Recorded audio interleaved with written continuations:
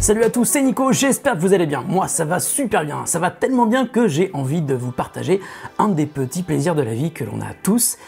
Je parle bien sûr de l'accès internet où que l'on aille. Vous pensiez à quoi d'autre? Et pour cela, je vais vous présenter aujourd'hui le Netgear Nighthawk M1. Le nom est un petit peu long. Alors, il s'agit d'un produit assez génial que j'ai voulu tester pour un projet perso. Et après l'avoir testé, je me suis dit que ça serait quand même pas mal du tout de pouvoir vous faire partager mon expérience et puis surtout vous expliquer ce qu'on peut faire avec, puisque c'est pas seulement un routeur 4G, c'est aussi un truc qui réserve plein de surprises et qui, notamment parce que c'est un produit qui est fabriqué par Netgear, permet de faire certaines choses que ne permettent pas d'autres routeurs concurrents. Alors le M1 est un routeur 4G autonome qui vous permet déjà de connecter jusqu'à 20 appareils simultanément pour profiter d'un accès à internet grâce à une carte SIM qui est stockée à l'intérieur du routeur. Donc on va ouvrir tout de suite pour voir à quoi ça ressemble. On slide vers le haut, ça permet d'ouvrir le capot.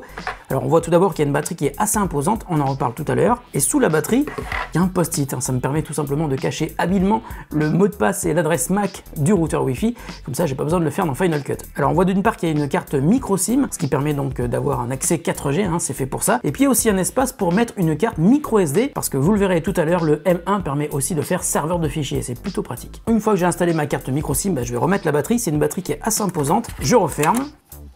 Et je vais vous montrer comment ça marche tout simplement. Alors il y a un seul bouton en haut du routeur, donc on appuie longuement dessus pour l'allumer, et là je vais le remettre devant, comme ça vous allez voir ce qui se passe. Donc sur la face avant du routeur, il y a un écran qui n'est pas tactile, c'est bien dommage, ça aurait pu être assez pratique, et on voit à gauche qu'il y a un niveau qui est en train de monter, c'est le niveau de charge de la batterie intégrée. Alors c'est une batterie qui fait environ 5000 mAh et qui vous permet donc d'avoir un routeur Wi-Fi qui marche de manière totalement autonome, sans avoir besoin d'être branché sur le courant pendant environ 20 heures. Cette autonomie peut diminuer si vous sollicitez fortement le routeur pour faire des téléchargements. Alors comme je vous le disais tout à l'heure, il y a un seul bouton qui est situé donc au-dessus du routeur. Quand on appuie longuement sur ce bouton, ça éteint le routeur s'il est allumé ou ça l'allume s'il est éteint. C'est assez logique. Alors si on appuie brièvement sur le bouton du haut, on fait sortir le routeur de veille. On affiche donc l'écran principal qui vous indique donc la connectivité qui est actuellement détectée et puis les données qui ont été échangées. Si on appuie une deuxième fois, on passe au deuxième écran où on voit le premier réseau Wi-Fi qui est le réseau 2,4 GHz. Si on appuie une deuxième fois, on voit le deuxième réseau Wi-Fi qui dans mon cas est le réseau 5 GHz. Et si vous activez le réseau Wi-Fi invité, puisqu'on peut aussi le faire avec un autre mot de passe,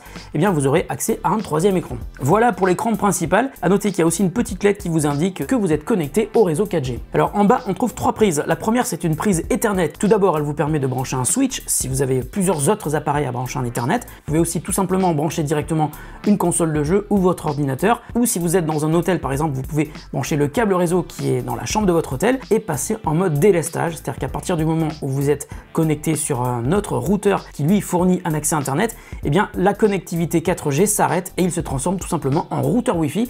Donc ça peut être vraiment bien pour économiser les datas si vous êtes à l'étranger. Alors au milieu, il y a un port USB type C qui vous permet d'une part de recharger le M1, mais aussi de le laisser brancher en permanence si vous préférez qu'il soit connecté à un adaptateur secteur qui n'est pas fourni, mais vous pouvez acheter, je vous mets un lien dans la description de la vidéo si ça vous intéresse. Et puis à gauche, on a un port USB qui sert à plein de choses. La première chose, c'est que vous pouvez recharger votre téléphone parce que le M1 se transforme aussi en batterie de secours externe, mais vous pouvez aussi brancher un disque dur externe ou une clé USB, ce qui vous permet donc d'accéder au contenu qui est sur ce disque ou sur cette clé depuis votre réseau local, c'est-à-dire depuis les ordinateurs ou depuis les smartphones, les tablettes qui sont connectés en Wi-Fi au Nighthawk M1. C'est plutôt pratique. Alors pour gérer les paramètres du M1, deux solutions, soit vous téléchargez l'application Netgear Genie, soit vous accédez à la page web du routeur depuis votre navigateur sur votre ordinateur. Donc là par exemple, je vais vous montrer comment ça marche pour se connecter depuis son smartphone. Alors tout d'abord, je vais me connecter au réseau Wi-Fi du M1, donc là je prends la version 5 GHz, ça va plus vite. Voilà, maintenant que c'est connecté, il y a une petite lumière qui clignote qui indique qu'il a bien détecté ma connexion. D'ailleurs, si je rallume l'écran, on va voir qu'il y a deux appareils connectés. Le premier, c'est mon smartphone et le deuxième, c'est un autre dont je vous parlerai tout à l'heure. Donc, je vais lancer l'application Netgear Genie. Voilà, je suis connecté à mon routeur Wi-Fi.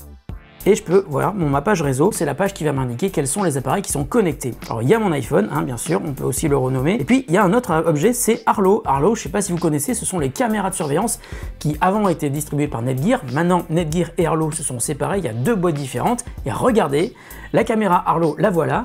Et le truc qui est génial, et c'est surtout pour ça que j'avais cherché à tester le Nighthawk M1, c'est qu'il peut servir de base pour les caméras Arlo. Vous pouvez directement connecter Arlo au Nighthawk M1 et puis ensuite suivre ce qui se passe donc dans cette maison, même si vous êtes à l'extérieur depuis votre connexion 4G sur votre smartphone, même si vous êtes à des centaines de kilomètres. Donc c'est pour ça que j'ai voulu le tester, pour installer cet ensemble chez quelqu'un qui n'a pas d'accès internet et pour pouvoir installer chez cette personne une caméra Arlo. Et bien c'est super pratique, si par exemple vous allez dans une maison de vacances pendant quelques jours ou si vous êtes quelqu'un quelque part qui n'a pas d'accès internet, eh bien vous pourrez installer à la fois un routeur 4G qui va vous permettre de proposer de l'accès internet à 20 appareils différents, ordinateur, smartphone, tablette, mais vous pouvez aussi donc brancher une caméra Arlo sans avoir besoin d'installer de base Arlo. C'est une très bonne idée de la part de Netgear d'avoir proposé ce système. D'ailleurs, je vais vous montrer ce que ça donne. On va tout de suite lancer la caméra Arlo. Alors comme j'ai mis un Face ID sur mon application Arlo, il va me reconnaître. Alors pour vous montrer que ça marche vachement bien, j'ai désactivé le Wi-Fi, regardez, je vais appuyer sur le bouton Live et donc on va voir une retransmission en direct de ce que la caméra est en train de filmer. Alors il y aura peut-être un décalage au niveau du son.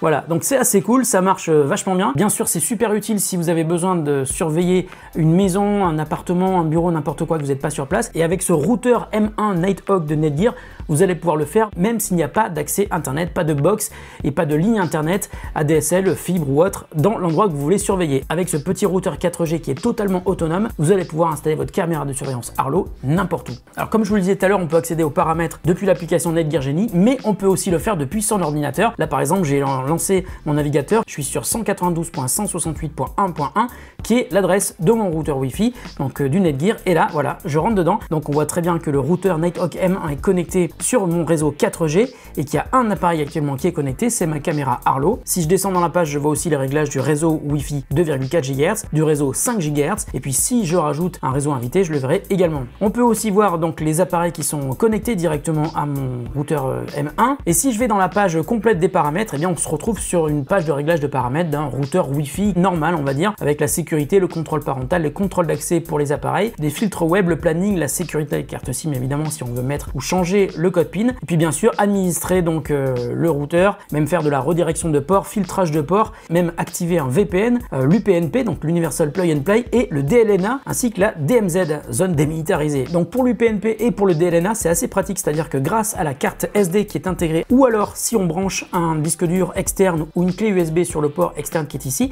eh bien on va pouvoir partager les contenus multimédia qui seront stockés dessus vers toutes les personnes qui seront connectées au Nighthawk M1. Là par exemple, il y a une carte SD qui est dedans, mais il n'y a rien dedans. Mais là, je peux voir par exemple ce qu'il y a à l'intérieur de la carte SD. Il n'y a aucun fichier vidéo, mais si évidemment il y avait des fichiers vidéo ou audio, ils seraient accessibles depuis le voisinage réseau ou depuis des applications comme Infuse ou VLC depuis les appareils qui seront connectés au routeur M1. Alors parlons maintenant des performances qui sont proposées par le Netgear M1. Et là, attention, là il y a une petite subtilité à connaître, c'est que les performances ne sont pas les mêmes si vous êtes en France et si vous êtes dans certains autres pays à l'étranger. Par exemple, c'est un des seuls routeurs 4G du marché qui peut aller jusqu'à 1 gigabit sur le réseau mobile. Alors en France, c'est pas le cas, et personne ne le fait aujourd'hui en France, mais il y a certains pays comme par exemple en Australie où il y a des réseaux gigabit via le cellulaire. Donc ce petit Nighthawk M1 est capable de gérer ce genre de réseau. En France, on atteint les 150 mégabits au maximum, donc ça veut dire que si vous avez une très bonne connectivité 4G, vous pouvez monter jusqu'à 20 mégaoctets par seconde. Ça dépendra quand même de l'endroit où vous vous trouvez et puis des performances de votre opérateur évidemment.